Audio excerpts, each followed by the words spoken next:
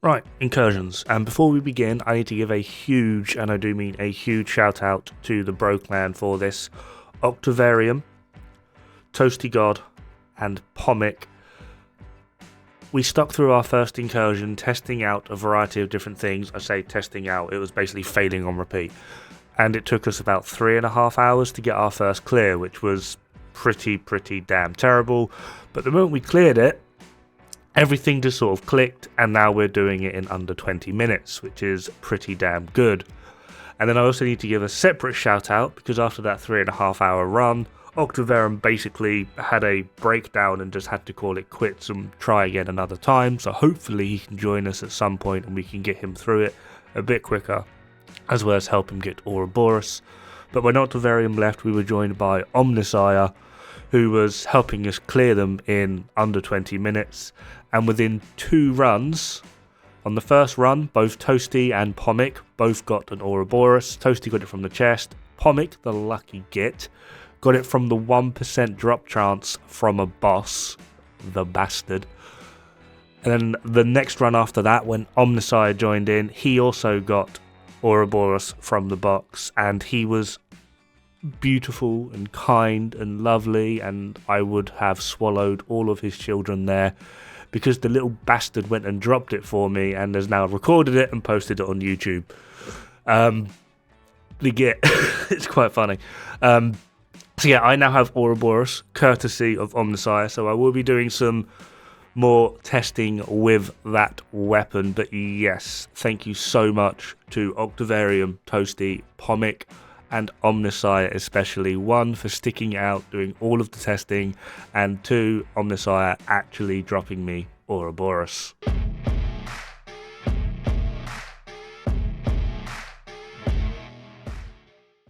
Right, so I suppose it is time for the big question. Are they incursions or are they outcursions? I spent a long time on that, so that best get like some response. In general, they're not bad. They are quite fun, it's engaging. However, I'm unsure at this point as to whether it's just a new thing that we can farm and bully, or whether it is actually just a good thing. And the reason I say that is because for some weird reason, the devs have this weird hang-up that difficulty means how much bollocks can we throw into the mission. And by bollocks, I mean in the first area where you see I am now, there are mortars that, even if they land within 10 feet of you, they will stagger you, they will set you on fire, and fuck your Hasbro build.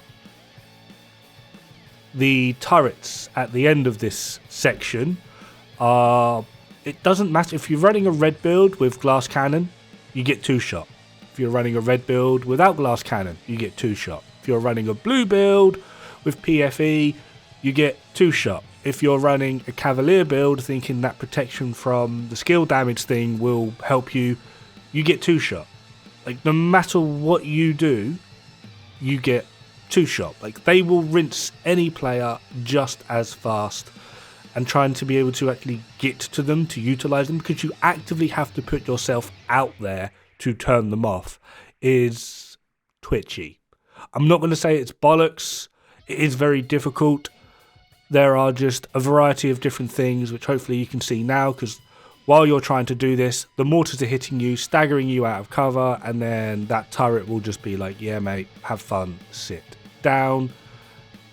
It just ends up being an absolute mess, and regardless of whether it hits you or not, you just die. And it becomes very infuriating very quickly. It's like they don't actually understand how to actually put a decent and interesting mechanic in the game.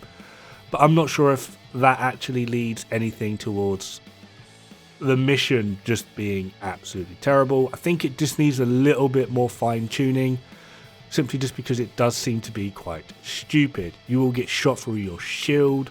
You will get absolutely bullied in this mission if you go in kind of unprepared, but there are ways in which you can get around it.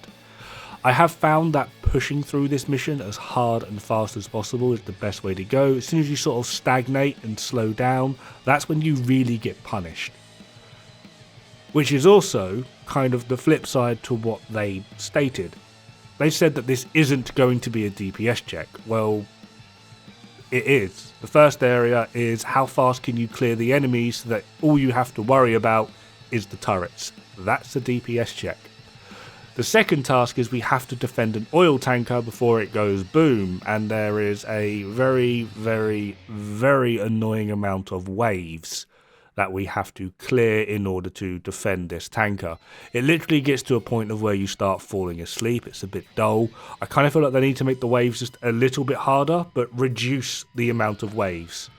Make it 20% harder, but take 2 waves away, kind of thing. It kind of just got dull. It wasn't really engaging. It is just run around and slaughter things in a very tight-knit area. It's not particularly difficult. This is probably one of the easiest parts of this entire incursion. And yeah, like I said, there's nothing really to go over. It's just run around in a circle. It's like you get an ad wave clear, and then you get a wave with chungers, then you get an ad wave, then you get a wave with chungers. Then you get a wave where there's drones, which are kind of annoying because they're striker drones, and we all love absolute striker drones, don't we? Which is, yeah, they're so fun. And then you get another wave, ad wave, and then you get a chunga wave. And then after that, the door opens up, and there's we call it the boss, but it's just a named elite. He's a little bit juicier, a little bit tankier, but he doesn't care for you. All he wants is the tanker. And if the tanker dies, it is mission failed. Luckily, this does have checkpoints. It just sends you to the start of this checkpoint rather than sending you back to the beginning. Now, there is a weird fire mechanic here. You'll see like a few barrels. We just blow them up immediately to stop us being next to them when they detonate. But you can see it, hopefully, on screen, like those blue flames wandering around. These seem to do about 3 times the damage of what a normal fire tick would do, roughly. And their area of effect is larger than what is shown. Much like the mortars in the first area, their area of effect is much larger than what is actually shown. However, going for a Hasbro build here is not required. We mostly get through the entire thing with 3 DPS and a healer. That's literally it. Yet to try going the CC route, healer does seem to be more useful just simply because of how sporadic the enemies spawns are and how spread out they are, but in general, yeah, it's not that difficult. It really isn't. I was hoping for a challenge, I really was, but it's like I'm not sure. I'm not feeling it 100%, and it certainly doesn't make up for the absolute trash tier and broken crap that we have gear-wise for this season. It's kind of disappointing. The main thing I'm actually looking forward to in this season is the damn FAMAS skin that's got like anime dumplings on it. I'm an anime fan, I'm a bit weird, I'm a bit wacky. I want that FAMAS skin with those damn dumplings.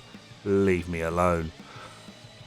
And that's basically it. That's not the only thing I'm genuinely excited for in this season. And I say excited, it's not the only thing I actually really want.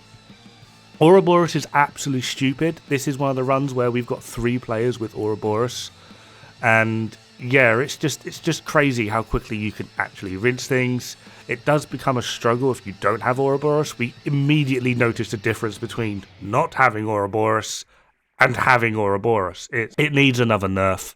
I'm saying it right now. It needs another nerf. It's stupid. After you've cleared the tanker, it is just a series of walkways until we get to the bar room. There's nothing really going on here. There's like 4 ads, 1 chunga, and they all die so easy. It's very comical. There's nothing here. Pull the book, and then we just wait for the thing to turn around, which is kind of, I don't know. I liked the secret entrance kind of dynamic, but at the same time, I kind of feel like they should have went, oh, there's a secret entrance nearby. Can't remember where it is. Have a look around, and you've got to like run around, like at least for your first time. After that, obviously, it becomes redundant. But I just kind of feel like having a bunch of agents run around and interacting with everything in the room would be a pretty decent and interesting way to go. But other than that, yeah, it kind of just. Then we have Boss 1, who has a mechanic which I don't think I'm able to hate it more.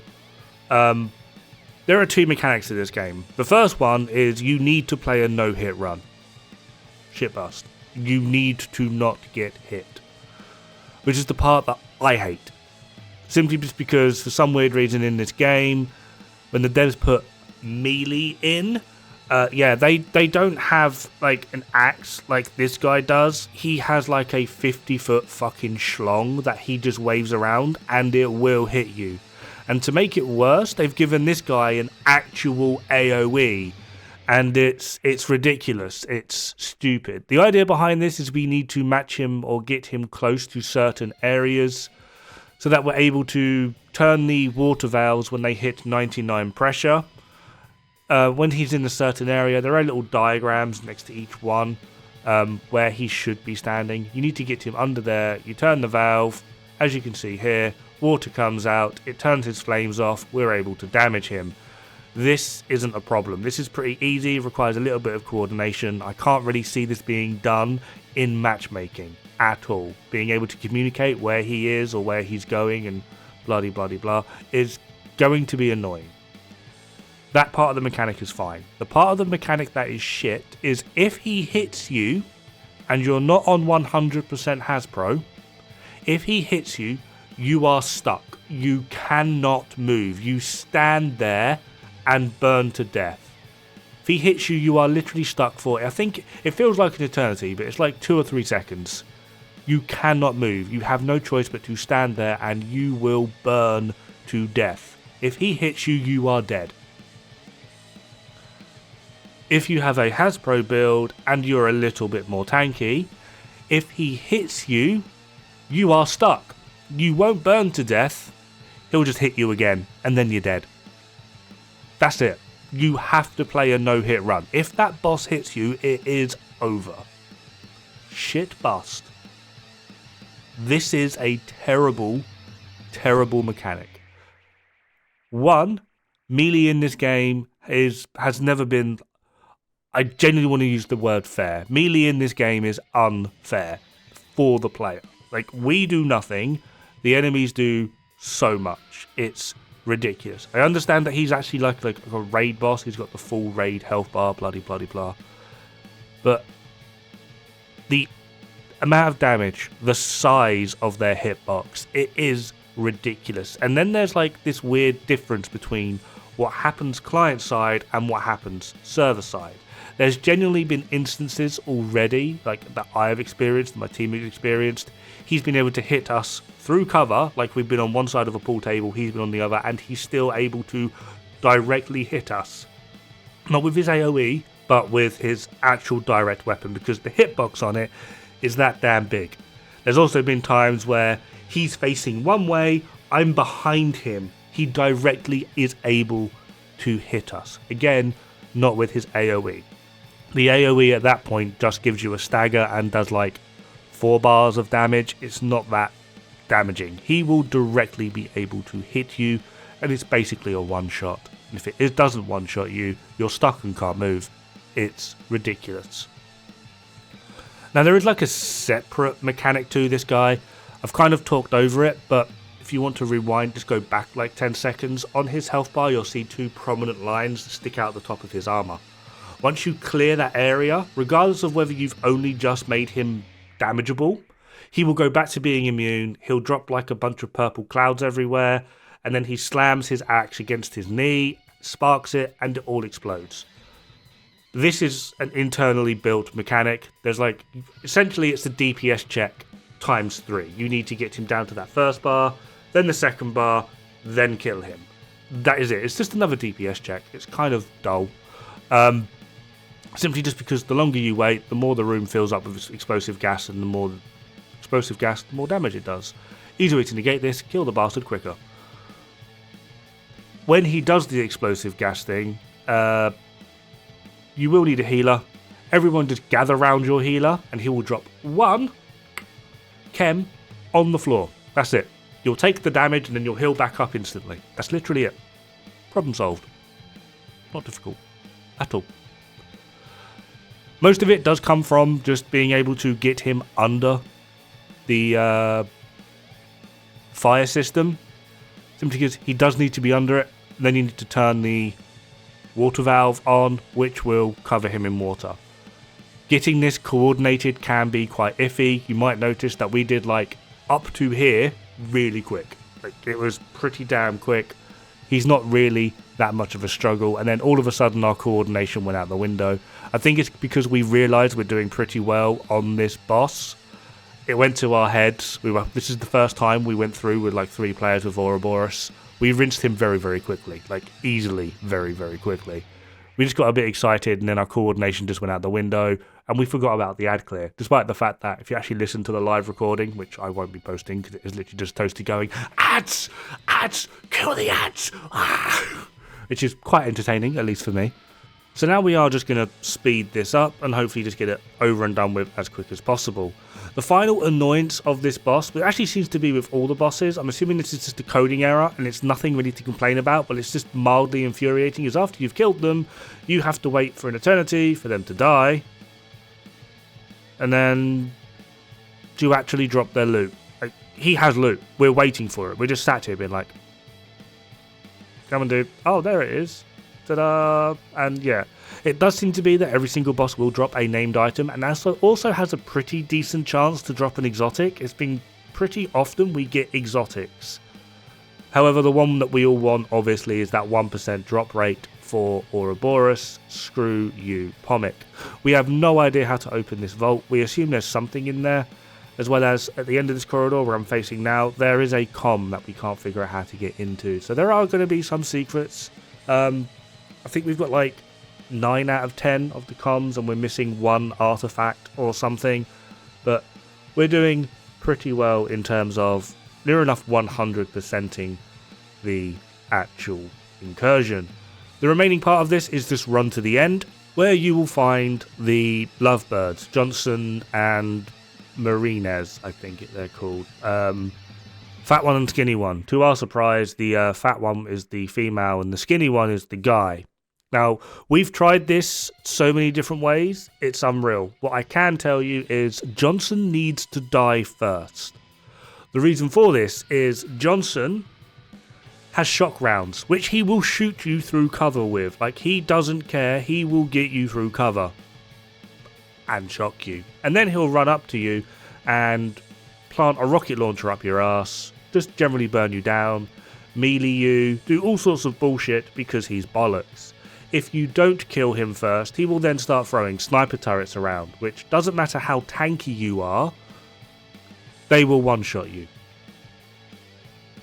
Like, shit bust. They will one-shot you. Like, it's actually ridiculous. This is probably the most bollocks fight in the entire game, and it is just because of Johnson. Johnson is definitely more tankier. He also puts a heal box down, which will literally take him from no health to full health in about 3 seconds. It's kind of unreal. So we literally just focus. Johnson.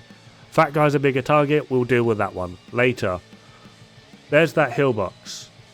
We literally just have to burn him down and then work on Martinez, whatever her name is. But generally speaking, there's not really much else going on here. The mortars, regardless of how tanky you are, will one-shot you. I had a 6 blue armor regen Cavalier build with all of the Hasbro, thinking that the skill negation thing would help against the mortar turrets as well as the sniper turrets. Nope. It might help with the shield. If the shield is up, the shield's pretty tanky. But me, on the other hand, no. I still get one shot. PFE, don't care. Still get one shot by those turrets and by those mortars. Explosive resistance, don't care. Still get friggin' one shot by the mortars. It is obnoxious, to say the least. And then if you do kill Martinez first, Johnson then spawns 4 striker drones, which have more health than him and also do more damage than him. So you've now got 4 striker drones running around that will absolutely murderize you, and then like 2 sniper turrets that will just, the moment you peek, they just one-shot you. Yeah. Kill Johnson first. Get rid of him. He is the harder one to kill first, but kill Johnson first. Anyway, that is the incursion. This run was 19 minutes, 32 seconds or something. We didn't get Ouroboros this time, but then to be fair, we do have a fair few Ouroboros in our group already. Have fun. Good luck. Don't die. It's bad for the health.